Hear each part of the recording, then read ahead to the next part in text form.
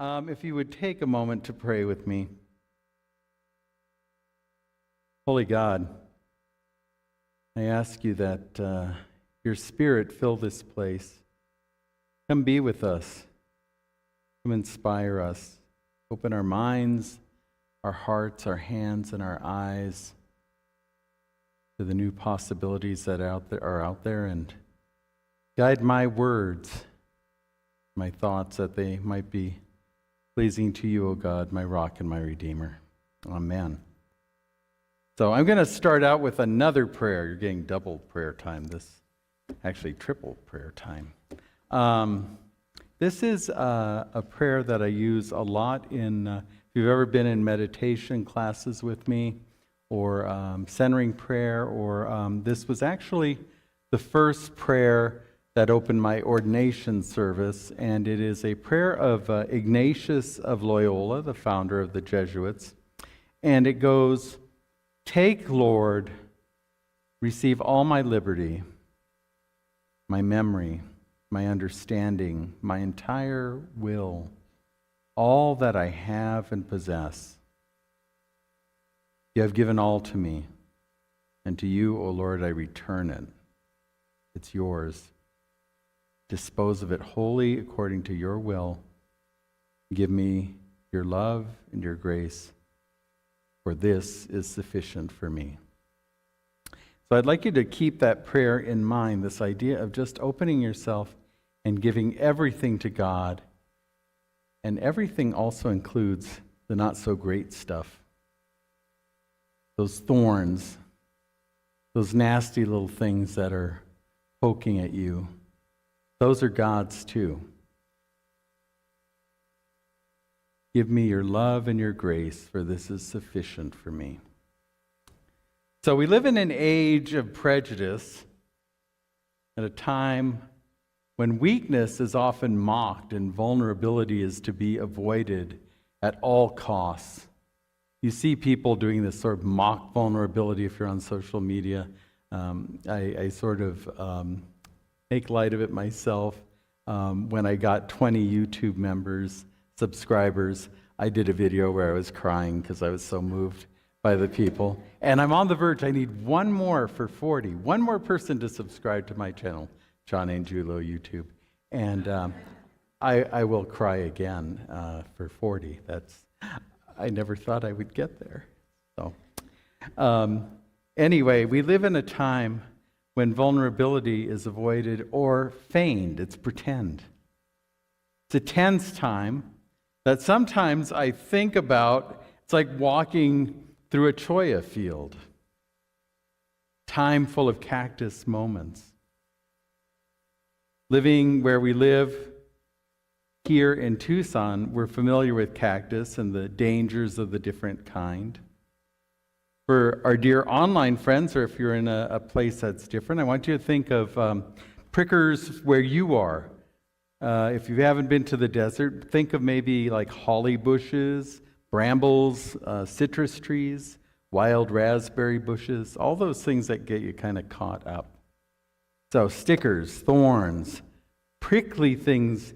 We live in an environment full of, as I said, chollas, agaves, and mesquites. If you look at your front cover, I'd ask Jay, I want something prickly. And that is perfect. I mean, there's nothing, you can't get that any more that was in my mind thinking of those pricklies. And so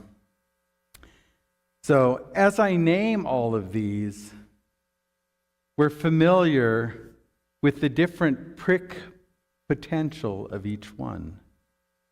We live in a harsh environment full of scarcity, and so many of our flora here in the desert have to become harsh in order to survive. And I want you to kind of imagine with me that there are big prickers, like those on saguaros and mesquites. They have actual, almost like thorns. There are these sort of sharp saws that we have like on agaves and palm trees. We have tenacious balls of pain that are on chollas that embed themselves deeper every time they're moved. And then we have those small, unseen prickers on those prickly pears that will stay with you for days. And you think you've gotten them all out and you've rubbed glue all over your hands, and you still feel it 5 days later. Then, of course, there are the transplanted prickers, the ones on roses, bougainvilleas, pyracantha, Russian thistle, tumbleweeds.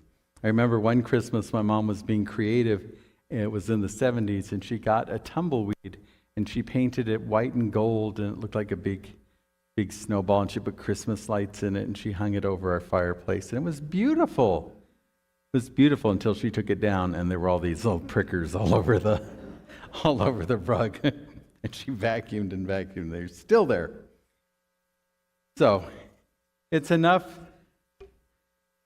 to make you freeze with thoughts of pain, to cower in fear, or destroy these in frustration and rage. There was this cactus in my backyard when we moved in. I called it a devil cactus because it was a prickly pear that just had all of those little tiny ones, no big thorns. I think it was called a cinnamon cactus or something. And you just barely got by it, and you were covered. And we had small children. And I paid someone, I said, you rip that thing out and you throw it away because it's a devil cactus. But as I describe these plants, and I can see by your faces, that many of you have had run-ins with these different stickers and thorns and prickles. And they all require different treatments, different kind of care when you encounter them. And they all leave different wounds. And they'll all change you in some way. So I want you to dwell in this place for a moment as I talk. Because that's what Paul is talking about when he says he has a thorn in his side. There's a particular wound, the particular sharpness that's in him. Now, he starts out really funny with this talk about somebody who's gone to the third heaven and all these other things, and that they heard secret messages. Basically, what Paul is saying is that there's a person who's just doing fantastic things, has fantastic relationship with God. We all know the people. We know the people who seem like they're perfect in their faith. They do everything right. It seems like they pray just right, and they're such a good person. And Paul says he knows people like that, and he'll brag about people like that. But when it comes to him, he's not going to brag.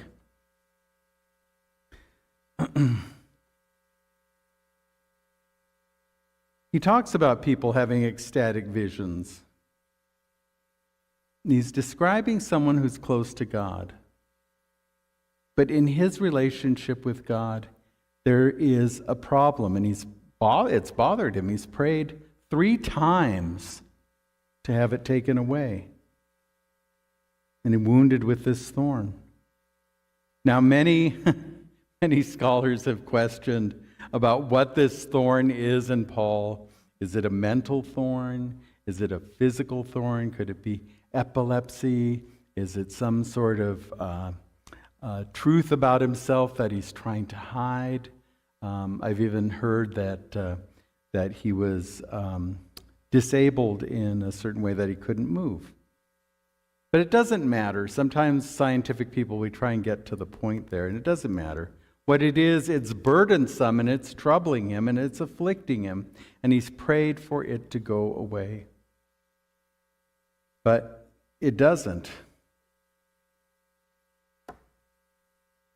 What matters is it connects him to God, and God says, "My grace is sufficient for you, for power is made perfect in weakness." Contradictory. How can weakness be power?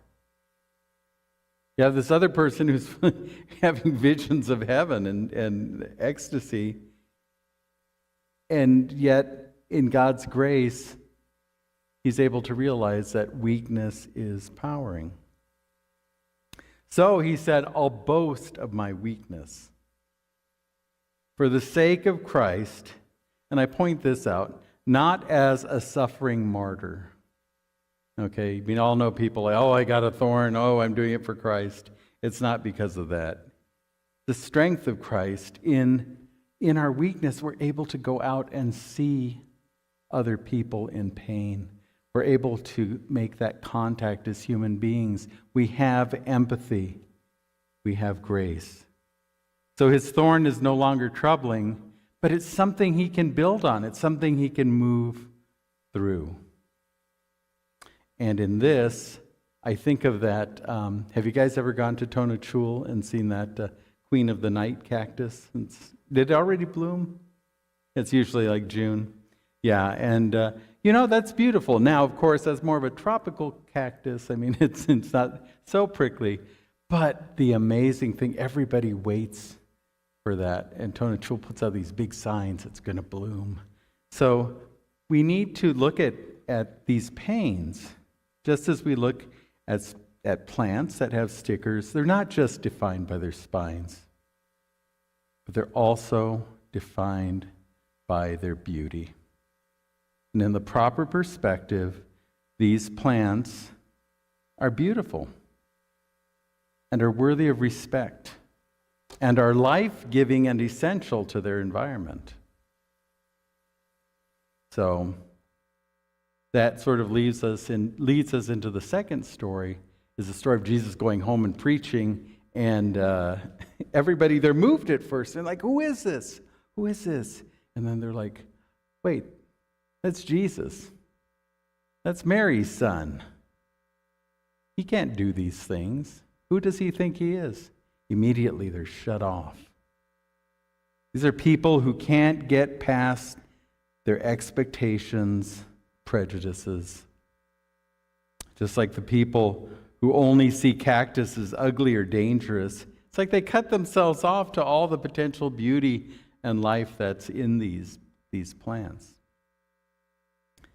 So Jesus leaves his synagogue, and because of these prejudices, he is disabled. And last time I preached on this, I preached on disabling people. And what disabling people is when you look at someone and you say, oh, you are blank, so you can only do blank. And I often use my strokes as an example of disability. Sometimes I meet people, and immediately when I tell them that I've had strokes, out of love and kindness and concern, oh, are you okay? Oh, can you stand here? Do you need a chair? And it's like, yeah, I'm doing okay. And when the care becomes so much that I can't function as a human being, that's when that stroke thorn of mine really begins to poke, because that's all people see is Stroke John. And there's so much more to me than just that.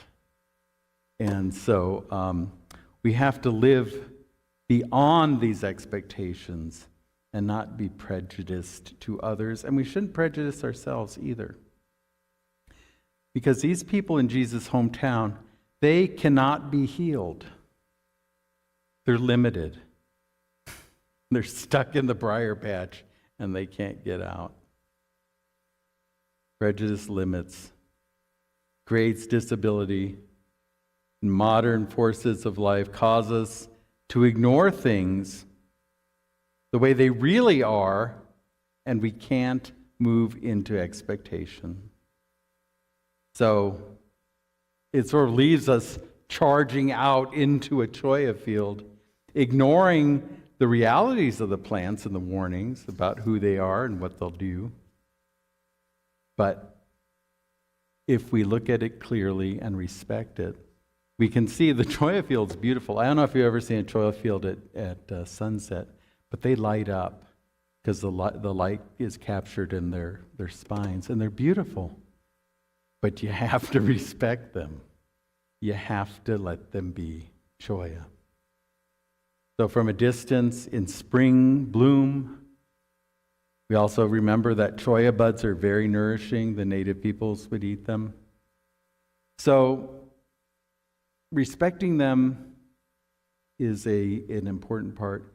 Charging into the field can cause serious damage, just as charging through our emotional places, these contentious places that we head out and just charge right into, whether it's religious belief, politics, any of this, just charging into it without proper respect and humility cause damage, without forethought, without recognition, without prayer. So don't let our expectations limit our potentials or anyone else. Don't let hubris cloud our judgment.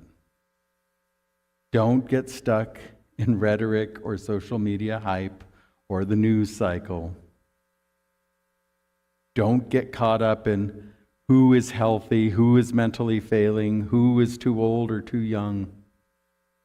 People who live in thorns love sharpening them and scaring people on what they can do and what they can't do.